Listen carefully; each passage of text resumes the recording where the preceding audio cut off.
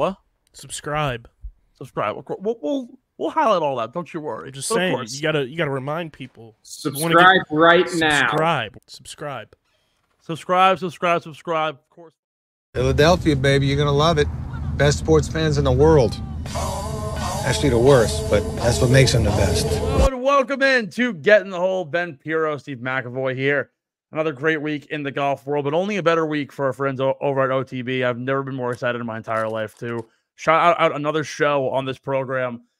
Before I get into everything, I want to give a shout out to KB, possibly securing one of the biggest interviews in the history of Underground Sports Philadelphia, appearing next week after he performs at PLL summer end of summer jam.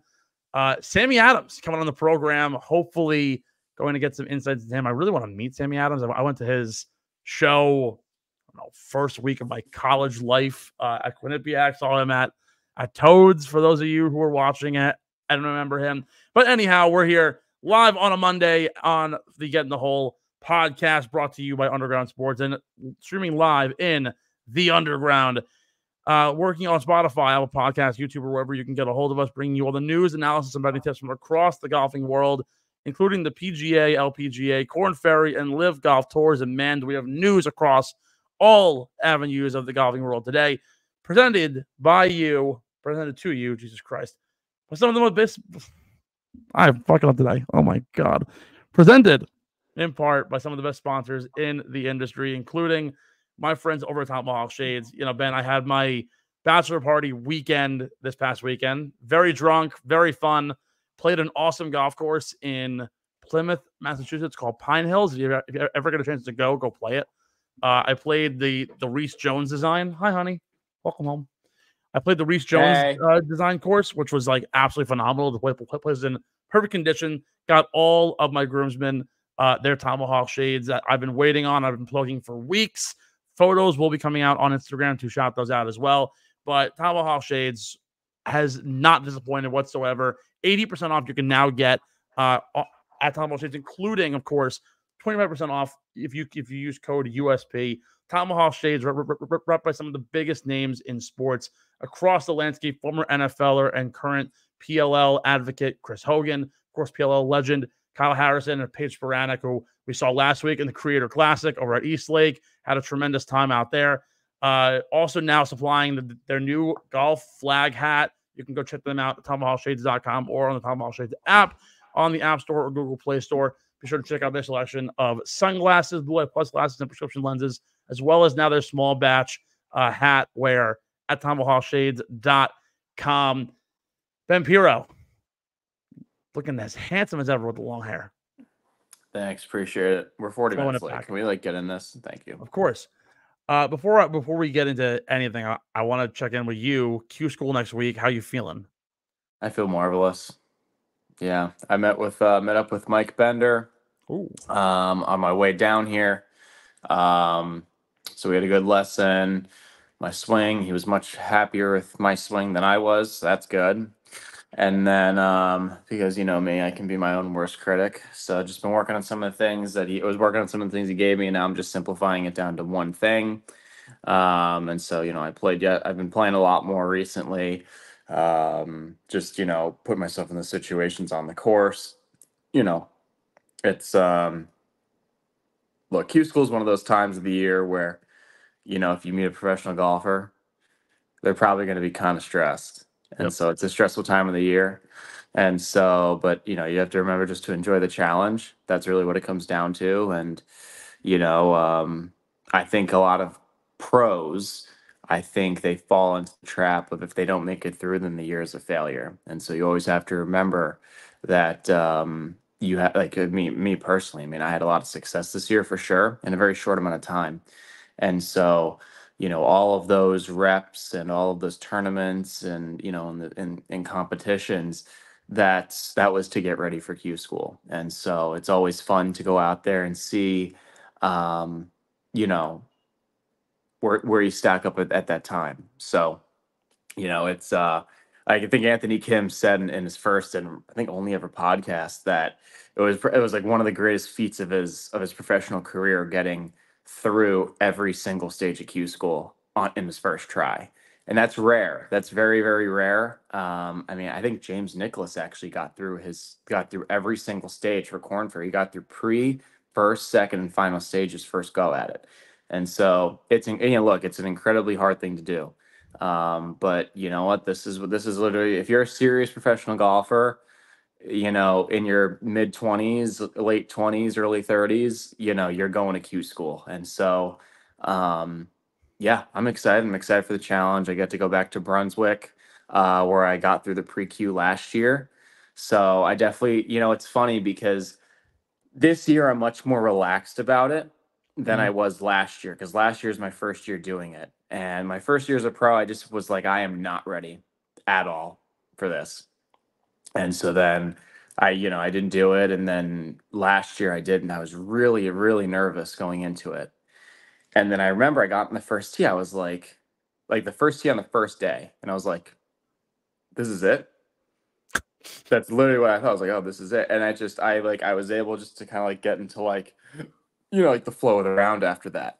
And so, you know, I think people sometimes, you know, in pro golf, they make a big deal out of like about like the name of the tournament. You know, oh, it's Q school, so it means more. Or it's US Open locals or sectionals, so it means more. It's a Monday qualifier, it means more. At the end of the day, like, it's just another tournament, and that's what you have to remind yourself. And so, you know, you have to go out there and you have to stick to your process, like Mickey and I talk about, and, you know, like Austin talks about, or John talks about, you know, and learn the golf course, hit extra shots, make sure you get to the course early enough so you're not out there for 6 hours during the practice rounds, because it's a free-for-all, which I hate. You basically just tee off whenever you want in the practice rounds, off of 1 or 10. So, Yeah. But no, I'm very excited. And then I saw Mike again for a playing lesson, and we did get rained out, but we did get 3 holes and a quarter in, because I hit a tee shot and then the lightning came. He told me, he goes, your alignment is perfect. And I said, perfect. That's what I wanted to hear. And so we just worked on some, you know, strategic things. He told me I hit one on my last tee shot I hit. He told me he was going to quit because he can't hit it that far. He's also like 64. So, but yeah, no. So you just got to remember, like, you go one shot at a time. Every process is a separate task. And he had a bad shot. I remember I had a bad shot when we were playing, and he was like, "So you had a bad shot. What are you thinking there?" And I was like, "Nothing." Hey. And he goes, I was like, "I don't know if that's the right answer, but it's one shot, and it just didn't go in the fairway. It went left." He was like, "That's it." He's like, "No, that's the right answer." I was like, "Oh, okay, good." So, look, I'm just gonna dumb it down. I'm going there for a job, and you know, I've spent my whole year, really, honestly, the past 4 months, probably since April 23rd. I think that was my first. Yeah, I think my birthday was my first tournament back from injury, preparing, for this. So I'm really excited. It's gonna be fun, and just hey, if I need a caddy, um, I'll probably call Johnny Mavella. So yeah, like, Damn! Wow! That's totally a slight to me. You and I both know you'd never call John. You would never call that man. He'd show up like 40 minutes late. He'd be like, "Where are you?" And I'd be like, "Where the fuck do you mean where He'd am show I?" up 40 minutes late. He's also like, it's one thing that, first of all, I've never played golf with him, and he has carried a bag. I've never watched him do that. So that in and of itself would be a adventure. But good luck to you. We're all cheering for you. Excited for what you've got coming. We'll be cheering for you from afar. And if you need a caddy, I can use a couple days off of work. Let's get into the news for the week. The President's Cup was announced. Jim Furyk and Mike Weir's teams for both the international and the U.S. teams as they head up to Montreal next week. We'll be covering that here on Getting the Hole next Monday, so be sure to tune in for that. The story, though, of this, probably the biggest snub I've ever seen for sort of President's Cup. There might have been more crazier Ryder Cup snubs. But Keegan Bradley makes it in as a captain's pick. He's relieved of his duties as a VC. Jim Furyk has yet to determine who will be the VC taking over. But Max Homa, Brian Harman in, Akshay Bhatia and Justin Thomas out. It's the first time since 2017 that Justin Thomas has not been a part of a U.S. team representing either a President's Cup or a Ryder Cup. And Akshay Bhatia had probably one of the best rookie campaigns or sophomore campaigns, technically, according to the PGA standards, that we probably have seen in recent memory, and are both left off the roster for the more name brand players, the former World Golfer of the Year, Brian Harman, and Max Homa. Are they as big of snubs as I had said they were, or is there any metric, because Jim Furyk refused to really give much info on it, that could have possibly said, hey, Homa and Harman are the right picks here? I understand perhaps Harman instead of Akshay, just because Brian Harman played in a very hostile environment at the Open, where he was picked on and ridiculed by the fans relentlessly.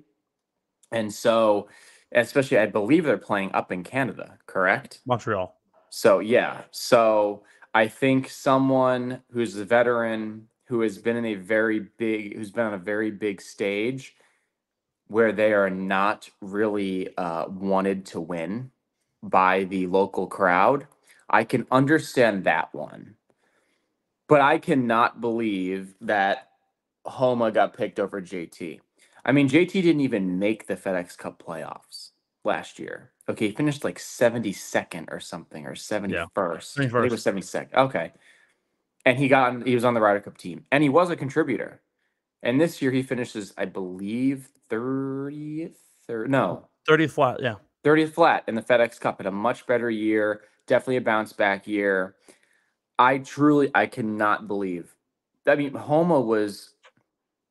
it was a weird year. And even Homa said that it was a weird year for him. I mean, he was in the final group in the third round of the Masters. But I remember early in the year, he had some top 15s, but he also had some really bad finishes. Mm-hmm. And it was just kind of, and then, he was really a disaster in Memphis, and then obviously didn't play well enough to even make the Tour Championship. So I don't know. I think JT hits it better than him. I think Homa and JT,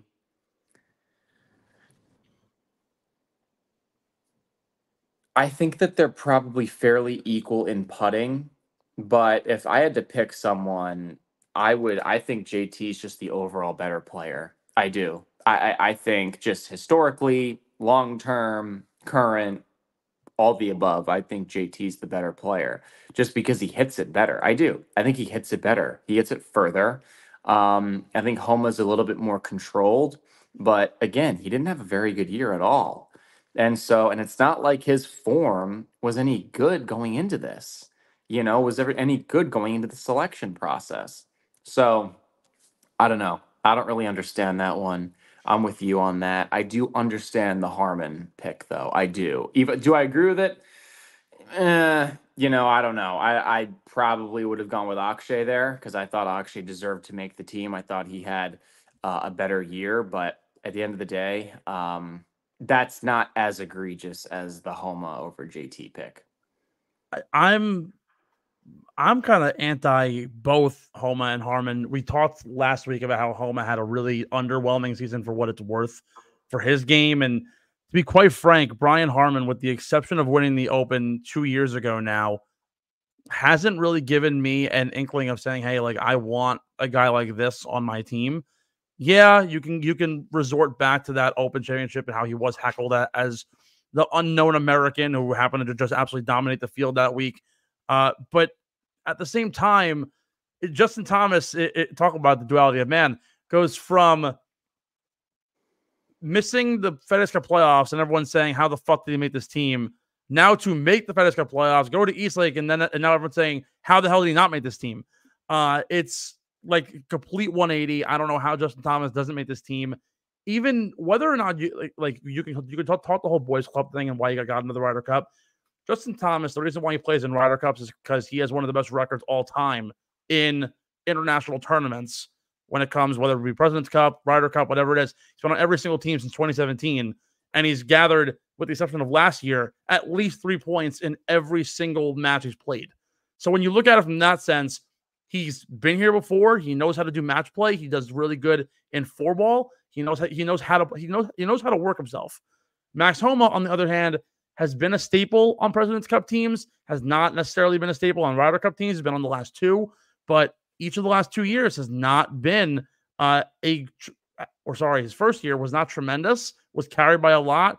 Maybe you can resort back to the 3.5 points, the team leading 3.5 points that he got last year in Marco Simone. But that was also a different kind of Max Homa, 15 top 15s that year, and just was consistent across the board in every category. This year just simply wasn't. Squeaked in multiple times at the cut line at big time events, showed out in the smaller scale events, did not show out in the big time events. It doesn't really match up for me, where as Akshay Bhatia, he's young, he's raw. The President's Cup is that tune-up kind of event that you want to have somebody who's young, give them the experience to then go on to the much grander stage of the Ryder Cup. I hate to admit it, but let's be honest, like, President's Cup is not nearly as big time as the Ryder Cup. So why not use that as the stage to get everybody ready for it? Brian Harman's not going to be around for much longer. He's probably only got a 4 or 5 year shelf life when it comes to peak performance anyhow. Not that should be the reason to knock him off the podium, but I'd much rather have JT and Akshay over Homa, who's been inconsistent, and Harman, who, again, the stats have not backed up a pick here. Furyk went down the list from 7 to 12, took his guys and said, let's go home. It's like he woke up and missed the assignment and said, oh, I got to do it on the bus ride home. Like, there's no way that, in my opinion, it's almost egregious what he did. But we'll see how things go. We've been proven wrong before. Everyone said, how the hell do you take so-and-so? And they've managed to show out at events like this. But as far as I'm concerned, Akshay and JT were the obvious picks. And even if you were going to take Keegan Bradley, whether or not be a VC or a player, he obviously deserved it. But if you're going to give the spot to 2 guys who need to be there, it should be the guy with a lot of experience and the young, talented player who has a lot to give. But that's to be seen. Moving on to new topic here on the LIV Golf space. I haven't talked much LIV in a long time, but finally get to dig in on this one a little bit. We're finally getting the inklings of what LIV Golf has been going for over the last 2 years. They did a little bit of it last year, didn't market it very well. But the lock zone and the drop zone has now come out for LIV Golf, final event of the year in Chicago this week before the final tournament to determine who wins the individual championship, which, by the way, I believe is going to be between basically John Rahm and Joaquin Niemann to determine who is the individual champion. But following this week, we're going to see what happens in the lock zone and the drop zone. What does that mean? The lock zone, top 24 players based on points and finishes throughout the year are locked into their teams for the following year. The other 24 all get relegated and dropped from the LIV Golf League, must then go into the Promotions League, very similar to like our PGA Tour's Q School, where they can qualify to then get on to either their old rosters or get signed by a team. A couple of notes here, guys who are currently in the lock zone but are possibly looking out: Adrian Moronk, Matt Wolf, Anirban Lahiri, Patrick Reed, Charles Schwartzel, Jason Kokrak, former Xavier alum, Sebastian Munoz, and Brandon Steele. And on the outside looking in, this is actually the part that I'll segue into. Cam Tringali, Kevin Na, Thomas Peters, Mito Pereira, HV3, and then basically all the old heads with the exception of Sergio Garcia, Lee Westwood, Martin Kamer, Henrik Stenson, Phil Keimer, Ian Poulter, and Graham McDowell.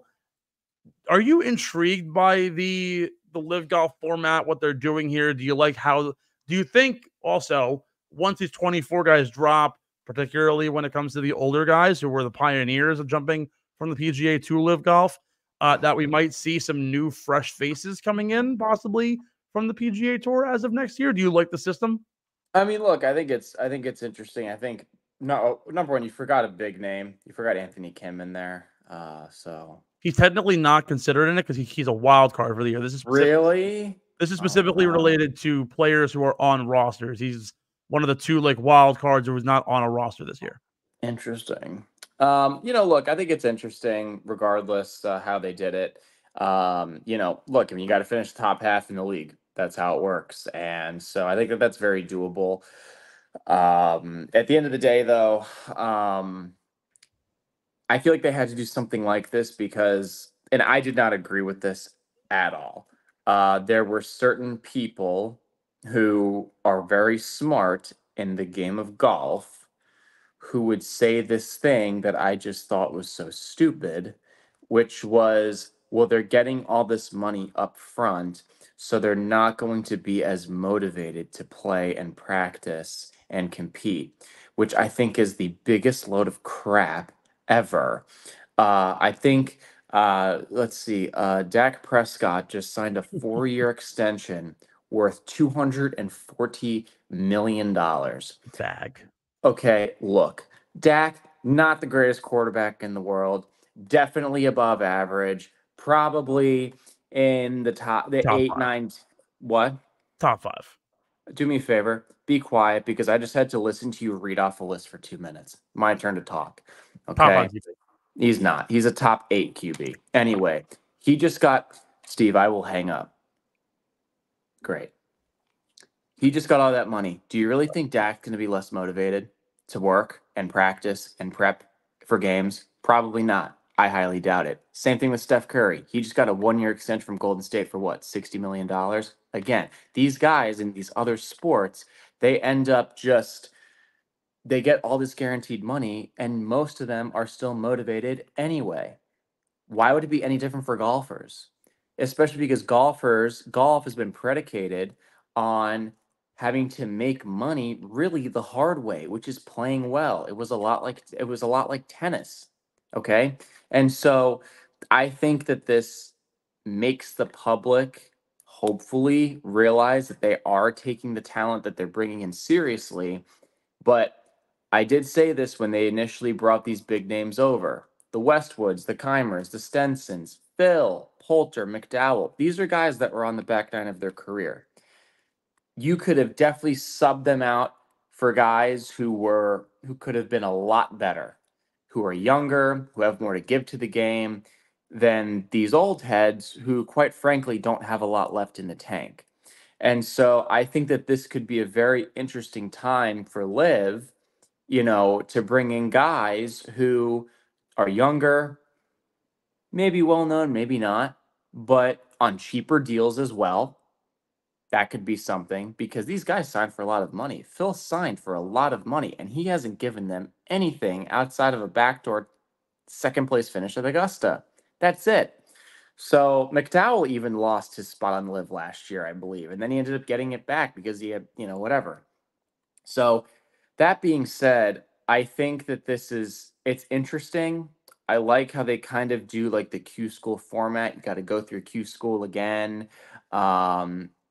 Hopefully it's televised because I actually think that could be pretty interesting because really there is a lot of money on the line when you think about it, if you have to go through that again.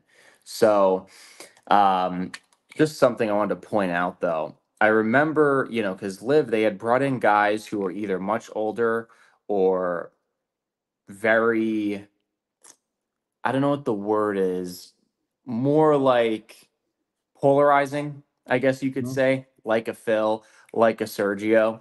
And then they tried to bring in guys that are just known as like good dudes, right? They brought in Brendan Steele, Cameron Tringali, Harold Varner III, and Kevin Na. I mean, those guys were beloved on the PGA Tour by most of their peers. And they're also on the outside. Well, 3 of them are on the outside looking in. One of them is right on the bubble.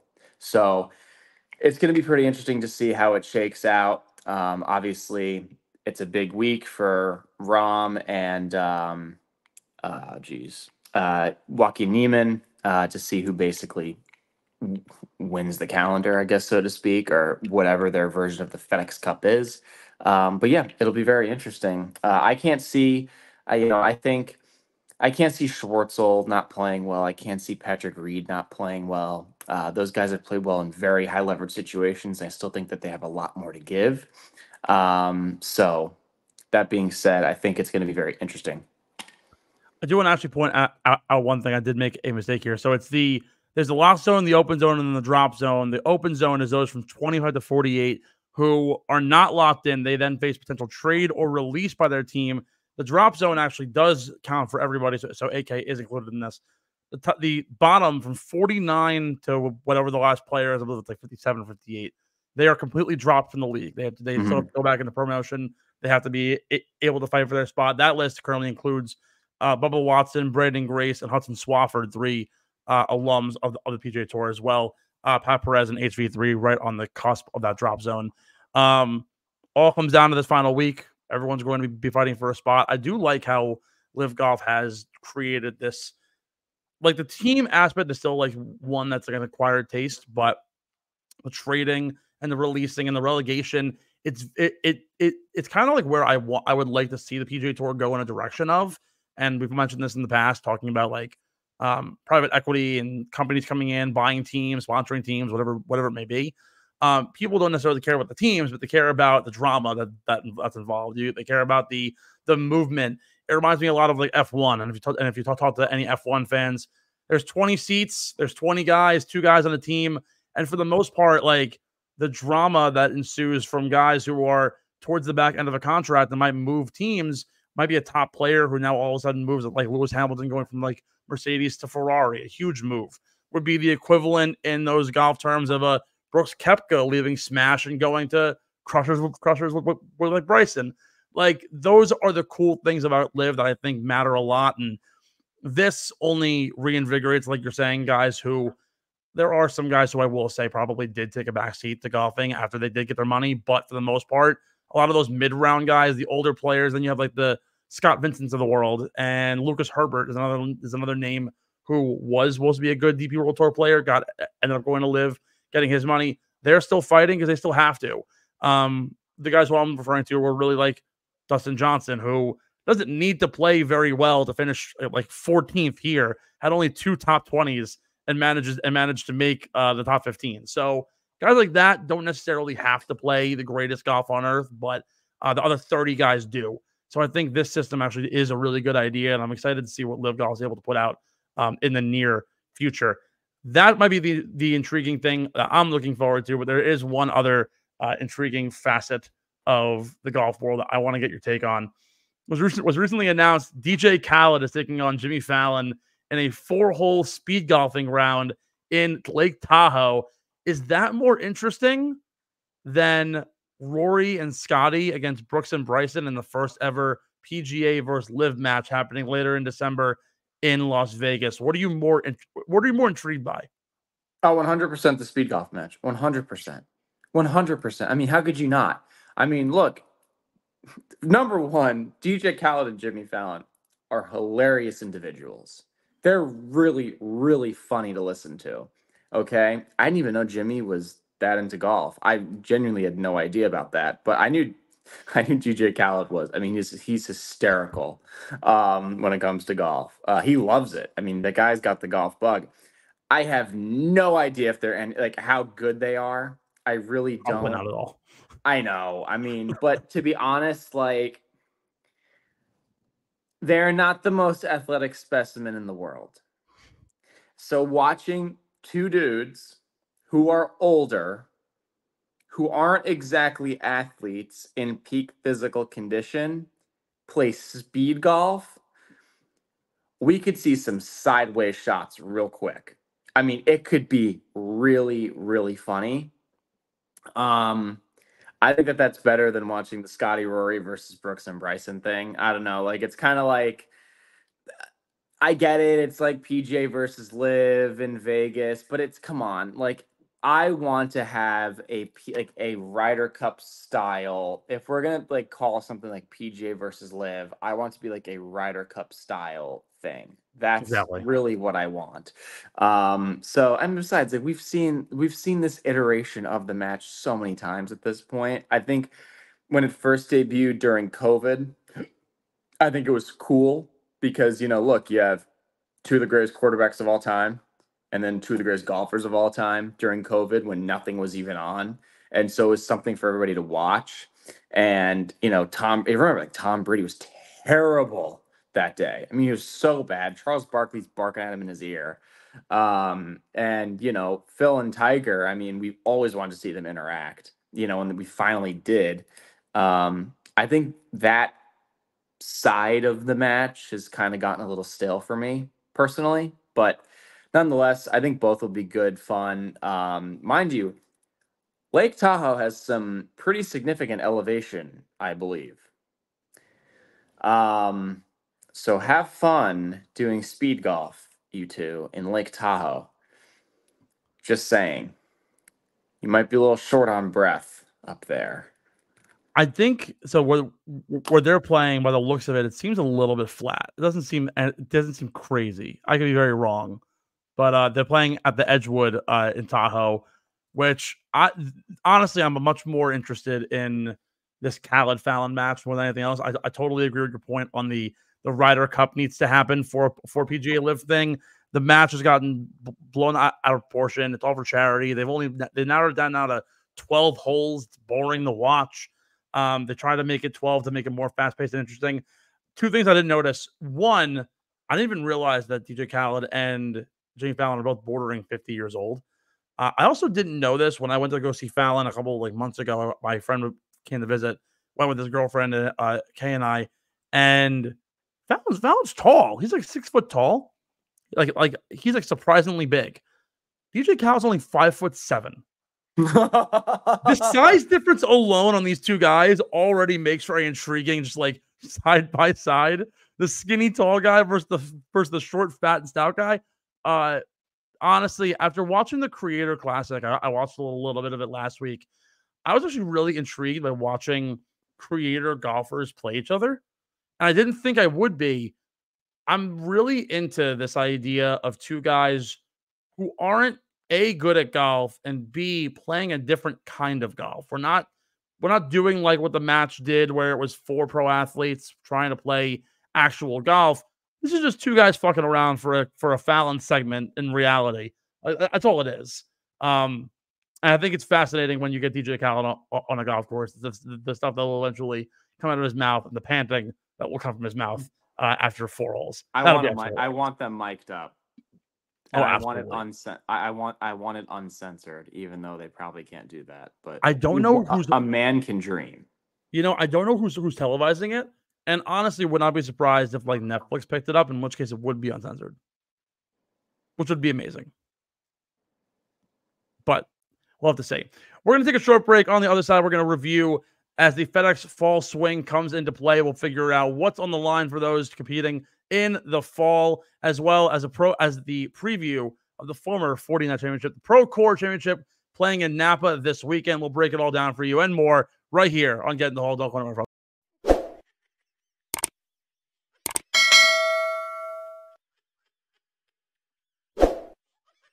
Get in the Hole is brought to you by PHI Apparel Company, our incredible merch partners.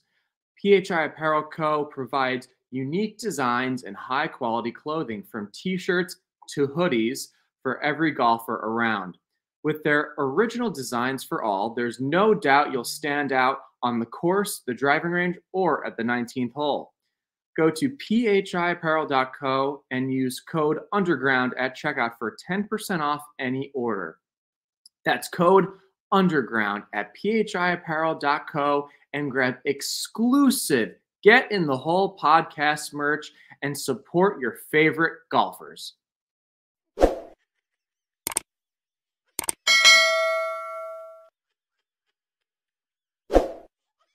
Hello, everybody. Welcome back into Get in the Hole. Ben Pirro, Steve McAvoy here. With our second half of the show in, I'm, first of all, excited to get into talking more about the fall swing. It's actually one of the new changes to the PGA Tour calendar. It's finally something that's a little bit more intriguing than what we've been dealing with in years past. But to break it all down and get more into it, I want to first shout out our great sponsor, starting off with our friends over at Acorn Hills. while changing the game and changing clothing through conservation, Acorn Hills is doing much more than just selling clothes. They've appeared on the National Weather Service in the past. They're bringing you stylish apparel for on and off the golf course, all using their biodegradable packaging, plantable clothing tags. Like I said, changing clothing through conservation with really great products, all inspired by the great outdoors. For every $1 that you give towards Acorn Hills and their products, the National Forest Foundation will plant a seedling to promote forestation growth across the country. And in order to get in on the action, go to acornhillsco.com and use code GITH15 for 15% off your next order. And look your best from the ground up. We're also sponsored, one of our newest sponsors on the show, our best friends now, and probably the one website that I've probably used the most in the last 2 weeks for apparel. I bought a brand new quarter zip from there. I got some new hats. I might actually even be buying a new wedge very soon. Believe it or not, there's a new player in the golf game that is getting involved and is going to get you more into golf with huge discounts on anything from polos to quarter zips, rangefinders, push carts, and even iron sets for under $700. 40% off on eBay, believe it or not. There's any place you can go. You can go to the PGA Superstore. You can go to Dick's. But eBay should now be your number one stop. 40% off any kind of quality gear, golf, and tech that you are looking for. Get into the golf game. Get more involved. And do it at a more affordable price. The link is in our description. Click there. Start saving with eBay. Now through October 1st, you only have till October 1st in order to get in on a 40% off deal right here through Getting the Hole on our affiliate link in the description. Check them out, ebay.com. And with that, let's talk about what's happening in the fall swing. So, post FedEx Cup, we finally have a look into what to expect. The top 50 guys have already been locked in. Post BMW, post Eastlake, they're going to be the 50 guys that are going to be locked in to our signature events come 2024. Probably will not be seeing much of them for the foreseeable future until January. However, everyone from 51 on, is now fighting for way more than just the opportunity to play more golf and make some more money. Top 50 guys, those are trying to work their way up, are trying to lock themselves into all signature events, fulfilled events, qualify for the 18 Pebble Beach program, Pro-Am in February, as well as the Genesis in March. Players number 61 through 125 by the end of the fall swing will earn their tour cards for the 2025 season, and 126 through 150 will earn conditional status. Lots of names in this list, lots of people to break down. Check out the full list on, of course, PGAtour.com. But, Ben, let's go a little more in depth. Give me like a couple of names. Let's go each spot. Guys who are chasing that top 60 spot, guys who are looking to earn their tour card or possibly are trying to maintain one, or guys who are maybe are going to lose their card, but might be looking to get the conditional status back, or guys way out there who need to get back in the game. One name each list. Give me some picks. Who are guys that we want to see come January 1 fighting on the PGA Tour? Okay, so first looking at guys trying to get into the top 60. So as Steve said, if anyone from 51 to 60th, that will qualify you for Pebble and the Genesis. So that adds to the California swing for those players. And that's a big deal. Those are two signature events and a lot of money on the line there. A lot of money. And also from the golf fans' perspective, two of the best courses, arguably some of the best, two of not the best, because Augusta obviously, but definitely two of the top 5 courses in my opinion on the calendar you get to play. I think maybe in back-to-back weeks or 2 out of 3 weeks. I'm not 100% sure. Yeah. But that being said, to get into the top 60, Ben Coles, that's the first guy I looked into. Look, this is Ben Coles's, I believe, 3rd full season ever on the PGA Tour, but this is his first year.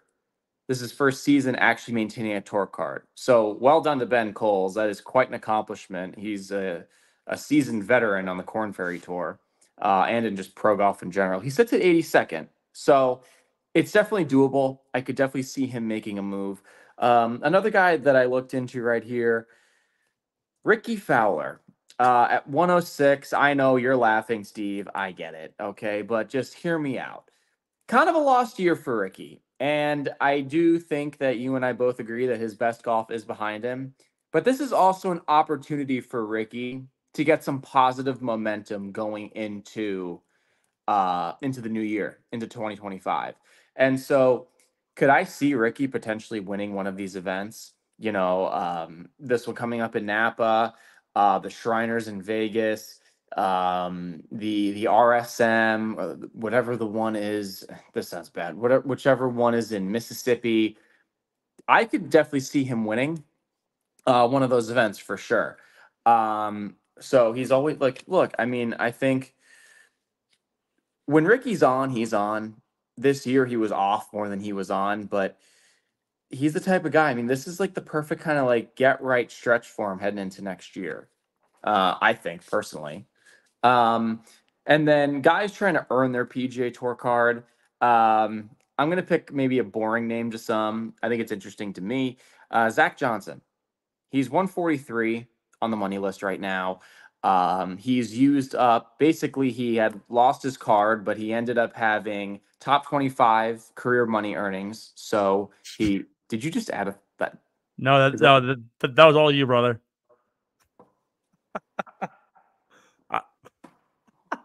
No, you're like screwing with me right No, now. I swear to God. What? Put your Wait, hands up. No. Like, put your hands up so I can see him. Do this. What? Do this.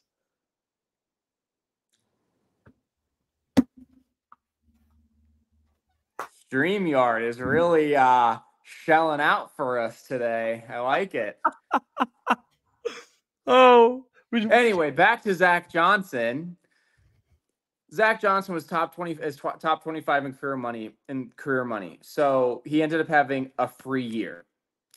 He's also top 50. So we had another free year.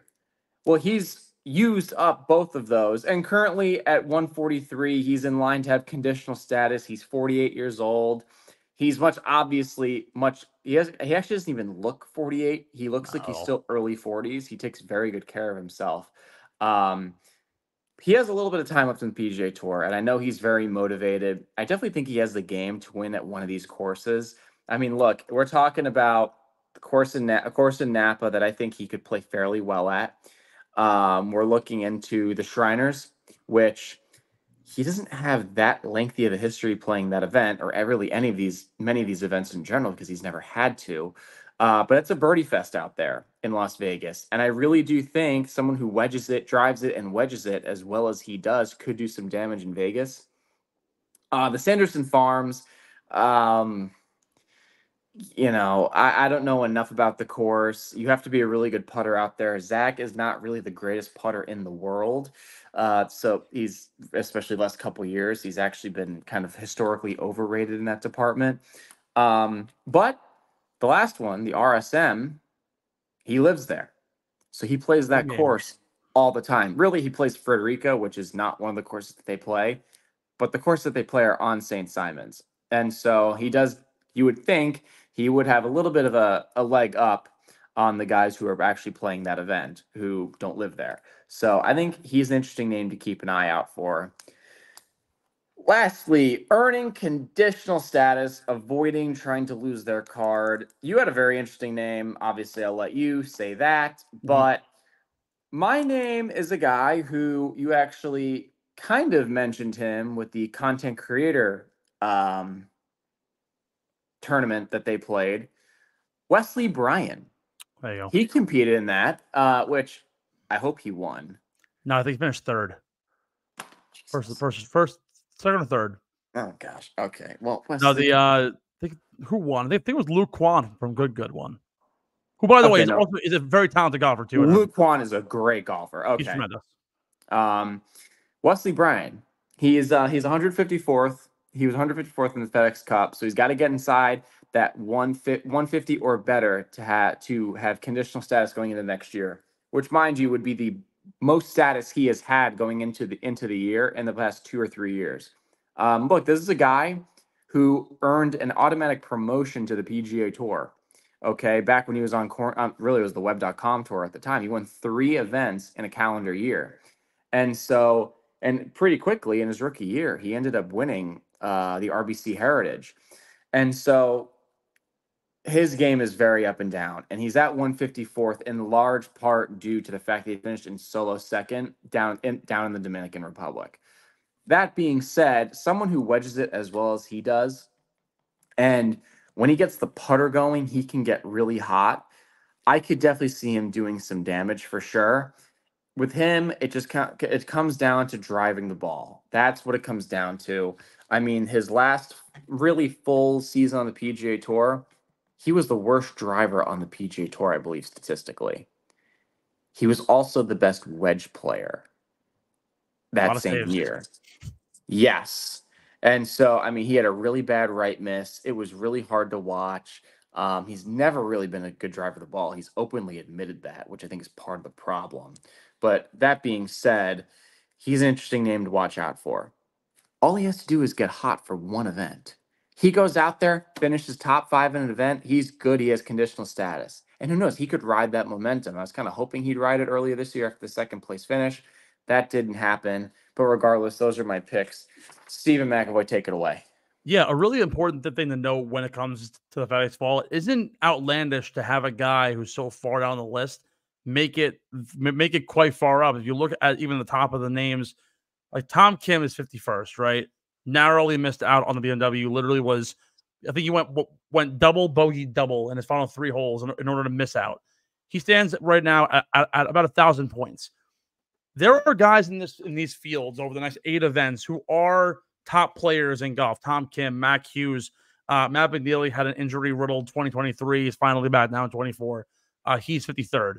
Justin Rose, tail end of his career. Harris English, Nick Taylor. Like, these are guys who are on President's Cup teams, who are candidates possibly for Ryder Cup teams in the future. So with that being said, they're all at 1,000 points for a 500-point event. Say you're JJ Spawn going into this week, it was 419. You can jump all the way to the top 60 with only one really hot event, like you're saying with Wesley Bryan. With that being said, there's a couple of names that like fall in this 60 to 125 range that I think will ultimately have really good weeks, and with those strong weeks, we'll end up getting into that top 60. A lot of the names that are in the top 60 right now are very much on the hot seat to get out of that space because of the guys who are there. I'm thinking the Eric Van Rooyens, the Peter Malnati's, Taylor Moore, Emiliano Grillo, Johnny Vegas, guys who have the ability to get up there and take over spots from the guys like Patrick Rogers per se. But the 2 guys who I'm really interested in right now who are outside of the top 60 looking to get into that top 60, and I know for a fact will do this, Nikolai Højgaard and Mark Hubbard. Actually, funny story with Hubs that happened today was signed up for the event this weekend. You have to sign up officially on the PGA Tour website by 5 p.m. It was 5:20 p.m. yesterday. Realized he didn't do it. Called the PGA Tour. Was like, hey, can I get in on this? They said, sorry, can't do anything. Played the Monday queue today in order to get into the event because he didn't sign up in time. Don't know how he did. I'll try and update that. But Hubbard, 68. Nikolai Højgaard, one of the best European Tour players who came over in the last couple of years. He's 81st right now. Had a really strong year, but still splitting that time between the DP World Tour and the PGA Tour. But has finished top 20 in majors, was on a Ryder Cup team. Like, he deserves to be up there. He will play well over the next few weeks, at least once, to get into that area. But Hubbard, 21 out of 23 cuts made, had a tremendous year, a really resurging year for a guy who over the last 2 years kind of lost his game a little bit. I think Mark Hubbard's got a really, really fine shot in order to get even higher in these rankings and possibly, again, take a spot away from a guy, say, Jake Knapp, a current rookie, Harris English, Seamus Power, Patrick Rogers, guys who are good golfers. But I think if Hubbard can find the right surface, and is also a very good putter, but by that status, could very well take over. And a lot of these events are really putting contests from Nevada to Houston to even going overseas to Bermuda and Mexico in the near future.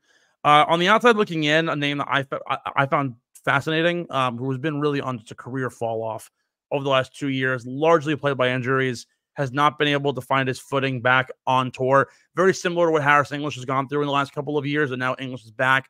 Daniel Berger stands at 138, and it's honestly very sad to see. Going from the COVID year, I think he beat Colin Morikawa at Colonial in the first event back. He won the Honda the year after, had what seemed like a super strong jump all the way to East Lake for 2 years in a row. And then a back injury and a shoulder injury just plagued him and knocked him right out of things. Fell all the way down to the 200s. He was playing Corn Ferry Tour events earlier this year, conditional status, wasn't even able to play big time events. He now stands at 138. I hope he can jump just a little bit into that 125, but apparently the injuries have not been treating him very well. He's still not the same golfer that he has been. He's not fully healthy, but I really want him to get back his PGA Tour card and have that resurgence back into where his old glory was. Some other notable names like in that area, like Jordan Spieth currently stands at like 66. Like, but he had surgery. Oh, you're right. I forgot about that. So Spieth has a lot of threat to possibly fall off. He probably won't fall far enough to fall out of the 125, but certainly will take a hit. Probably will not be seeing him at the level that we've seen him in years past. But other names that fall in that 125 range, like Matt Meissner, have been hyping him up as a young up-and-coming player. Matt Kuchar is now falling off in the back end, but had a really good late second half of the year. Joel Damon falls in there at 116. Hayden Springer. But looking all the way down this list, like I said, it's not outlandish to see a guy in the 200s possibly jump all the way into the top 125 to earn their card. At 216, nestled up right next to Vijay Singh and Tiger Woods, Harry Higgs almost was about 2 strokes away from re-earning his PGA Tour card and earning 3 wins on the Corn Ferry Tour this past year, but finished top 5 in the money list, is almost guaranteed to lock in to get his tour card. I believe the Corn Ferry Tour playoffs, which are happening right around now, if he finishes top 5 in the money, he will finish with a tour card. If not, he'll then go to the Q School final and try and fight his way back on. But at the very least, certainly a very good shot, even without the fall swing happening. But he will have clearance into all 8 events. Had conditional status this past year. Did not see him very often in most events. Didn't even see him really in secondary field events because he didn't even have the status at that point amongst other guys. But I really like Harry Higgs this week. Another name that stands out that's actually really interesting that I'm hoping can get a little more of a jump. He is going to be featured in the President's Cup as a vice captain, not as a player. But Camilo Villegas, last year, won a fall event, jumped him back up into the standings, is still a lively player. He's in his, late 30s now at this point.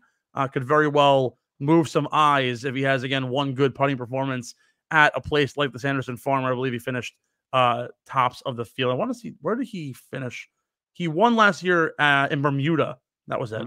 So, again, a spot where it's certainly possible that he can achieve some great things. So we'll see how things go. 8 events, 500 points apiece, some good money on the line. And look, a lot of the guys who have won events here, Eric Van Rooyen won last year, Luke List won last year, Tom Kim, of course, won the Shriners for the 2nd time in a row. A lot of the big names will play the Zozo, so you'll see a big winner there. And then Ludwig Oberg's first win came with the RSM last year, so jumped him right up into the top of the PGA Tour echelon. So we'll see how guys are able to perform there. But with all that being said, we begin our journey at the first event of the year, Napa, California, the Procore Championship. Formerly was the Safeway Open, then changed to the 40net. Now we're here with Procore taking over the sponsorship naming rights of the event. Outside of that, nothing's changed. Par 72 out in Napa at Silverado Country Club, 7,100 yards. Those Poa greens are going to be an absolute brute as they get nice and bumpy in the afternoon. Have seen guys in the past win here. Saeed Tagala won last year for his maiden tour victory. Max Homa, back-to-back champion here. He's also committed. A lot of guys in the President's Cup field will be playing this week as a little bit of a tune-up before they go up to Montreal. Ben, anything that we should be looking into this week as we jump off the diving board into the fall swing? I mean, honestly, look, as far as gambling or golf, I mean, look, at the end of the day, I know Homo was pretty high on the odds boards. I think he was maybe 4th or 5th.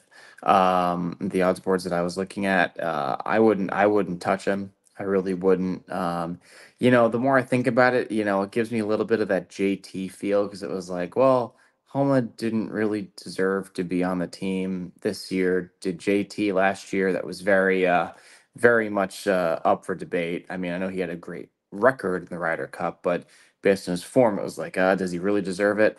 And JT did use this week to help kind of propel him to a successful Ryder Cup week. And so could Homa do that? Maybe. At the end of the day, though, Homa is not, again, he's not the physical talent that JT is. So that's something to kind of think about. See if the gala, look, I'm a little bit surprised to see some of these names like, Sahith and Wyndham Clark playing in this. Just because it's like even Corey Connors, it's like, these guys, like, they're so, I understand maybe why they want to play, get the reps and just a final tune-up before the President's Cup.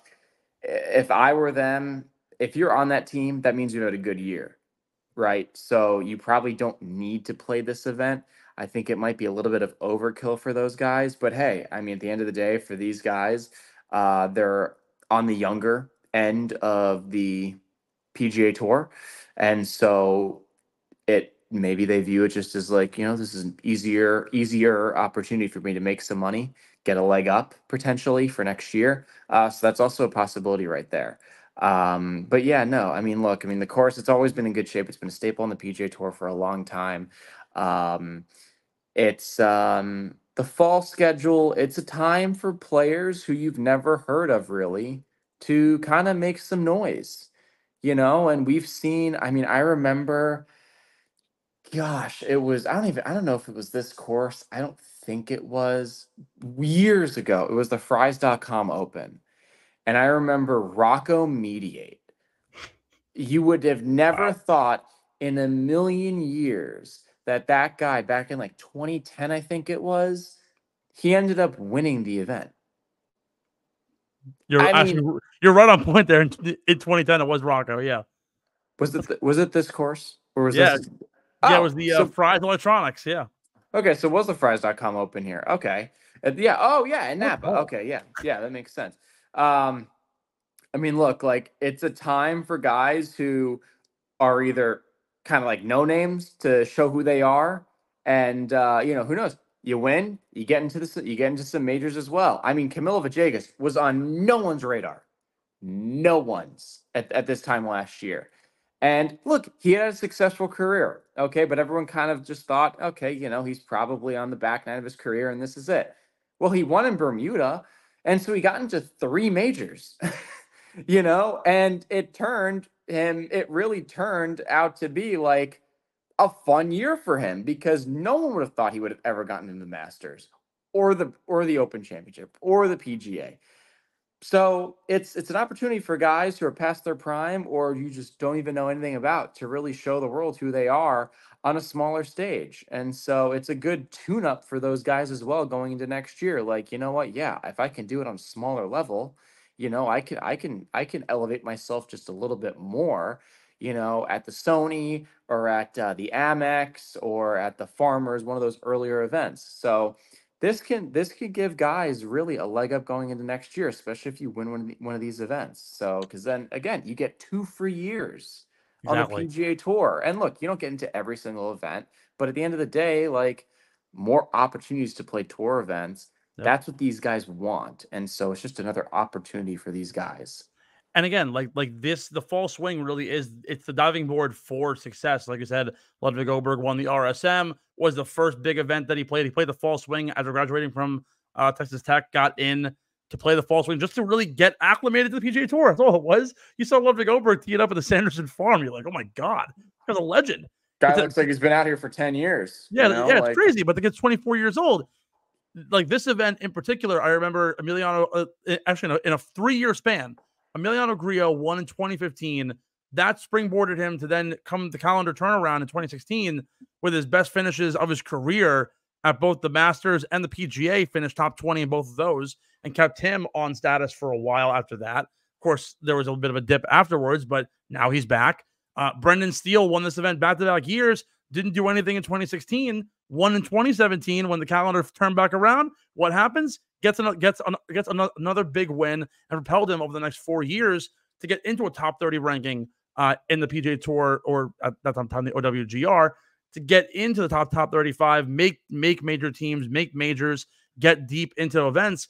It happens in every single one of these formats. We see guys who are either old veterans who have been out of the game for a little bit or have been a bit lost, as we say, and finally get back. And then you have guys who are young and wanted to make more noise when they had conditional status on tour this past year, but now have the chance to show out. Pearson Cootie, Trace Crow, Chris Gotterup is in the top 100 going into this year. There's a lot of guys here who are recent college alums who are ready to make a huge jump. And it starts here at the Procore. And with that being said, let's get right into the beer money picks. The opening leg of beer money for 2024-25 as we kick off the fall season, which is going to lead us right into what we have for 2025 in the season next year, presented by our friends over at Kenwood Beer. Who's Kenny, you might ask? Well, it's most certainly isn't Kenny Gainwell of the Philadelphia Eagles, even though I bet his anytime touchdown this past weekend. But he's fresh, he's bright, and he has a great taste to boot. Only 160 calories and 8 grams of carbs. Some call it the best light beer they've ever had. We just say you can't beat the original. Go to kenwoodbeer.com, use that Kenny tracker, find out where you can get your hands on some of the best light beer that I was chugging all weekend down in Cape Cod. kenwoodbeer.com. Check out the Kenny tracker. Available now in Philadelphia, New Jersey, Delaware, and Maryland. Let's get right into it. Top 20 finish. We'll start off at the Procore Championship. Okay, who you got, Ben? Okay, real quick. Let's go. We're starting it back at 0. Are we making a new bet? Yeah, I don't want to do this if we're not gonna make a bet. Like, come on, like we gotta let's go. Okay. So we gotta think of something real quick off the top of our head. I already have to dress up as a woman, so that is off the table. Okay. Hey, what do you got? Give us a bet idea. Give us something good. Yeah, something to do. End of the year, come next August. And I am not doing your laundry. No, I don't. Kay doesn't even want to do my laundry. Give us an idea. Hey, you want to come on? You want to? All right. She's a little camera shy. You have to go to the city and go to a karaoke bar and sing the song chosen by the other person. Ooh, all right. Do you hear this? What song? You have to go to a karaoke bar in the city and sing a song chosen by the other person. I kind of like this idea. It's easy. It's light. No one gets hurt. Actually, I would love to do the fantasy football punishments that they do. I saw one recently, and it was loser has to do a 300-piece puzzle in a dark closet with nothing but a headlamp on. There's the classic IHOP challenge. You spend 24 hours in an IHOP, and for every waffle you eat or every pancake you eat, you shave an hour off of your sentence. Oh, that would be so easy for me. Are you kidding me? Yeah, I'd be in there for 6 hours. Just fucking rallying on pancakes. Honestly, no. I'd treat it like 4 meals. I would be out of there in probably a quarter. Yeah, 6 hours. I will say, I think it'd actually be hilarious for you because you're like a naturally funny guy. I would like to see you we sign you up for an open mic night and you do a 3-minute comedy set. Oh my God. No, I would get canceled so fast, Steve. No. All right. You know what? I mean, that would be really funny, but at the same time, we'll start off. We'll make our plays. We'll brainstorm this, and we'll talk more about it next week on the show. But we're also going to make this the poll of the day. So go on to Spotify, Apple Podcasts. Be sure to vote and cast your vote. Comment on what you want our loser punishment to be. Hopefully nothing too crazy comes up on the results. But top 20, Ben, I will let you start off. My man in the dress. What do you got? I'm going to go Rico Oy. That's what I'm going to go with. PGA Tour rookie. Really under the radar year, but at the end of the day, he's still on tour. He's looking to get a leg up with this time of the year. And look, he's a guy with a lot of talent. I remember him back in high school. He was really good. It was almost like he was destined to be on the PGA Tour, and now he is.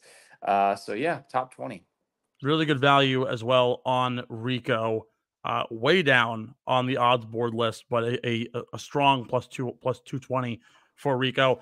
I had mentioned like young guys who are destined to grow come the fall swing, and guys who like I said, like Trace Crow, Pearson Cootie. Another name that absolutely fits in this list is Stanford standout Michael Torbjornsen at plus 240. This guy is going to be a stud on the PGA Tour. I know it for a fact. He's going to be really, really, really good. The second player to earn his PGA Tour card straight out of PGAU post Ludwig Oberg. So plus 240 for Torbjornsen, I think is a really smart play here. Played a little bit in the fall swing last year. Has a lot of experience despite being a young player. He's a prolific birdie maker. And when it comes to these courses, birdie fests are everything. He rates 4th in the field, and birdies are better over his last 6 events. So I'm really big on Michael Torbjornsen for a top 20. Top 10. Top 10, I'm going to go with Eric Cole. Look, he made a lot of money last year. He was a 34-year-old rookie. So that's pretty impressive, not only to be an older rookie, because that's hard to do. Some people give up, and he clearly didn't. Not only did he make a lot of money, but he had a pretty good year again this year. So I'm going with Eric Cole for a top 10. So my top 10 play is going to be JJ Spawn for a top 10 at plus 320. Last year played the 40 net, finished T59, but last year towards the back end of last year had a really strong. 2 years ago finished 59th. Had a strong end of last year. He won the Valero 2 years ago, got his clearance on tour for the whole year. Now finds himself back, even though he has been a consistent player on the fall series. He loves these fall events. Finished T11 at the 40 net last year. Finished T6th at the Zozo last year as well. He comes into this after back-to-back weeks, T9 at the 3M and T3 at the Wyndham. He's incredible at this golf course as well with his stats. He's 1st in strokes gain approach, 6th in strokes gain tee to green, 10th in strokes gain ball striking. He's an extremely comfortable player playing California. This is basically a home game for him. He grew up in LA. He played San Diego State. He's done really well in the fall in the past. This is a layup tournament for JJ Spawn, top 10. Top 5. Top 5, I'm going to go with a guy who definitely on the younger side, but a lot of potential. And everybody talks about his ability. We've been talking about his ability for years, even before he even got on the PGA Tour. Minwoo Lee. Look, I mean, I think you and I both thought he would have had a much better year. Look, he had a pretty good year. You know, he had a good first year on the PGA Tour. And I think it did. I don't think it met a lot of people's, I hate using the word expectations, but Standards. Projections, you know, like of where they thought he would be. And so I could see him finishing top 5 here. I really do. This could potentially springboard him into a breakout sophomore season. I could definitely see it. So again, this kid's got all the talent in the world. And he has great golfing genes too. His sister's also really good, right? Oh, yeah. So I think it's a matter of time. And I think him finishing top 5 here could springboard him into potentially getting his first win on the fall schedule, potentially. Just saying, just a thought. So yeah, top 5, Minwoo Lee. Yeah, Minwoo Lee didn't need anything going into the fall this year. Last year, he played really well at the Australian PGA. He won a couple of events out in Australia, out in his home nation, but just didn't show up. Didn't meet the standards that everyone wanted him to hit this past year. Hopefully, he can get back in the winner's circle. I actually have the downright odds leader this week as my top 5 pick. I think he has a really good chance to win and go back to back. We've seen it happen before with Brandon Steele. We saw it happen again 2 years ago with Max Homa.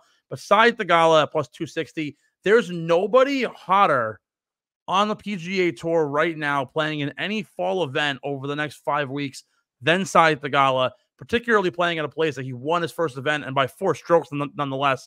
This is a great home run event for him. Not necessarily a home game. He grew up down in Orange County by LA. This is a lot more towards San Francisco. But playing at Pepperdine, he did play here a couple of times. So I do see Syed Theegala having a really strong week once again, playing in Napa, playing in front of some family and friends, and hopefully getting that second big win at the place that started it all. You're giving me play this week. I give me play. Corey Connors top 10. I just think it's a shoo-in at this point. Does he need to play this week? No. But you know what? I think again is one of those guys that I kind of alluded to before, where it might be viewed as, in the gambling community, we call it easy money. So potentially that's what he views it as. Good point. I'm gonna go a little bit riskier. So I'm between three guys for this this pick. I like them all. They all have good experience in the fall swing. Two of which are in more the heyday of their career. They're towards the very back end of what they've got. But I'm gonna go with the guy who played for 53 holes in 24 hours. I'm gonna go with Matt Kuchar at a whopping crazy for plus 30, plus 100. It's a layup. This is a home run pick from Matt Kuchar. Has played. I think he has the most service time out of anybody in the field this week. He's finished top 25 in his past 5 starts, in 3 of his last 5. Did it at the Wyndham. Had really good showings at the 3M. He's currently top 15 in strokes gained total, strokes gained approach. Plays really well in California.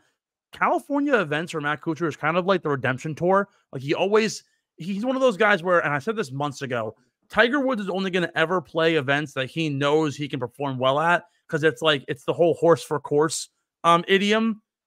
California events is where Matt Kuchar plays really well. This is where he's going to play great. This is a layup spot, top 30 for Matt Kuchar. Who's going to win the Procore? I said it last year. I said it was going to be Syed Theegala. Can we go back to back? Yep, that's what I'm picking. I'm picking Syed Theegala. God damn it. I love it. Look, I mean, I'm just, he's a guy that I think in probably really the whole year last year, I was pretty bullish on him. I think very highly of his ability. And you alluded to this with the top 5 finish that you're projecting. I mean, look, this guy it's a little bit of a home game for him. He went to school in California, Pepperdine. I think he's one of the more underappreciated young stars in the PGA Tour. And I mean, look, we've seen guys go back to back in these fall events. We've seen it before. I think he could have an even better season next year. I really do. I could definitely see him potentially being one of the final groups at some majors next year potentially.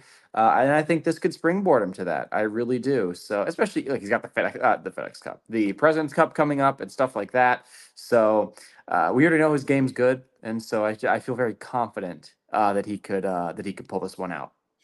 There's a lot of intriguing names actually on this odds board. You have like Luke Clanton, who outshined every rookie this year as a almost winner out of Florida State as an amateur. Minwoo Lee had a mundane year this year. Max Homa is looking to get back on the horse. Corey Connors was, of course, our money-making machine. Wyndham Clark was good in the first quarter of the year, and then fell off. Keith Mitchell looking for his PGA Tour card back this year in the fall swing. But amongst all of it, someone who I mentioned earlier, plus 2,200, 22 to 1. I love Mav McNeely this week. A disastrous 2023, marred by injury, just wasn't able to find a groove. He ended up bouncing back this year, finished T9 at the Players in May. Didn't play a ton because he was still kind of nagging with injury.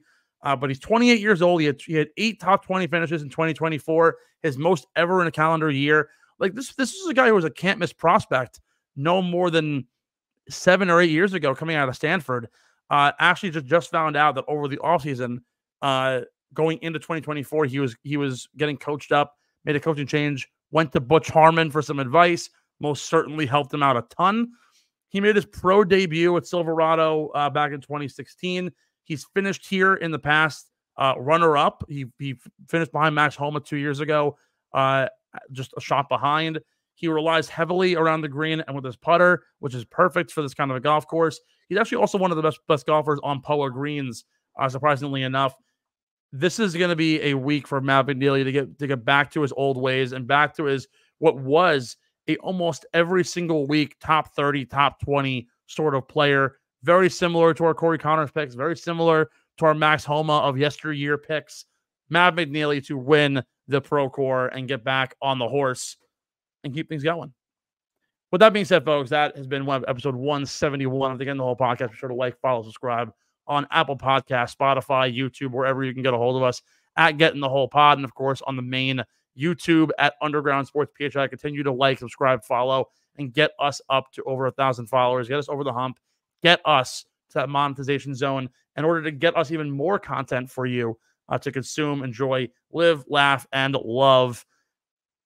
Again, shout out to our boys over at OTB interviewing Sammy Adams next week. That'll be really cool. Hopefully I can get on that one. And of course, Instagram, Twitter, the whole nine. Be sure to follow us and give us your thoughts, what you want to see on the show coming up. For Ben Pirro, I'm Steve McAvoy. Ben, good luck at Q School next week. If we don't see you, let's get in some big-time golf. President's Cup next week. Thanks for listening to Get in the Hole, the official golf podcast of Underground Sports Philadelphia. Catch us every week wherever you get your favorite podcasts, and be sure to like and subscribe on Apple, Spotify, and YouTube. You can follow us on Twitter and Instagram at Get in the Hole Pod, and follow Underground Sports Philadelphia at Underground PHI. We'll see you next time. And remember, get in the hole!